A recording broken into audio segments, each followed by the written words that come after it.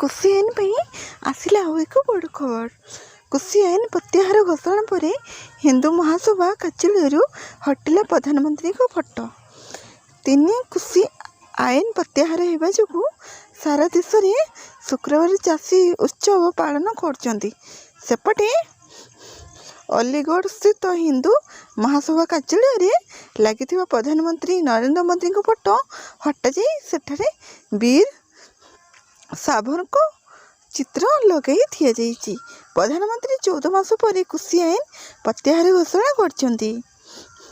ଏହାକୁ ହିନ୍ଦୁ ମହାସଭା ରାଜନୈତିକ ସିଦ୍ଧାନ୍ତ ସହ ବୁଝାମଣା ବୋଲି କହିଛି।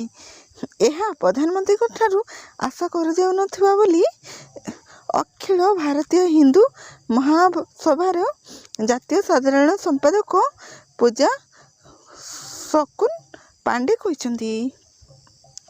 ପ୍ରଧାନମନ୍ତ୍ରୀଙ୍କ ଏପରି ଅପ୍ରତ୍ୟାଶିତ ଘୋଷଣା ଦେଶକୁ ଏକ ଭୁଲ ବାର୍ତ୍ତା ଦେଉଥିବା ସେ କହିଛନ୍ତି। ହିନ୍ଦୁ ମହାସଭା କାର୍ଯ୍ୟାଳୟରେ ପୂର୍ବରୁ ପ୍ରଧାନମନ୍ତ୍ରୀଙ୍କ ଫଟୋଚିତ୍ର ନଥିଲା। ତେବେ ଜମ୍ମୁ କାଶ୍ମୀର ସମ୍ବିଧାନରେ 370 ଧାରା ପ୍ରତ୍ୟାହାର ଦିନ କାର୍ଯ୍ୟାଳୟରେ ନରେନ୍ଦ୍ର ମୋଦିଙ୍କ ଫଟୋ ସଦୃଶ ଫଟୋଚିତ୍ର ଲଗାଯାଇଥିଲା। ସରକାର ଏହି ପଦକ୍ଷେପ ଦେଶରେ ଜମ୍ମୁ ଓ କାଶ୍ମୀରକୁ ଅନ୍ୟ ରାଜ୍ୟ ସହ ସମ୍ମାନ କରିବା ସାଙ୍ଗକୁ ସେଠାରେ ସ୍ଥାୟୀ ଶାନ୍ତି ସମେତ ପଦକ୍ଷେପ ନିଆଯାଇଥିଲା।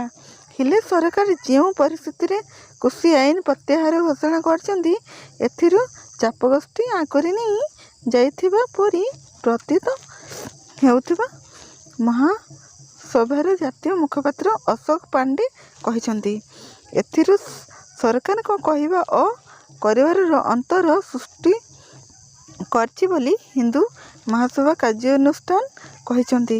ଏହାଦ୍ୱାରା ଦେଶରେ ପ୍ରଧାନମନ୍ତ୍ରୀଙ୍କ ନିଷ୍ପତ୍ତିକୁ ନେଇ ଭ୍ରମ ସୃଷ୍ଟି ହୋଇଥିବା ସେମାନେ କହିଥିବା ବେଳେ କାର୍ଯ୍ୟାଳୟରୁ ତାଙ୍କର ଫଟୋ ହଟାଇ ଦିଆଯାଇଛି ବୋଲି କହିଛନ୍ତି।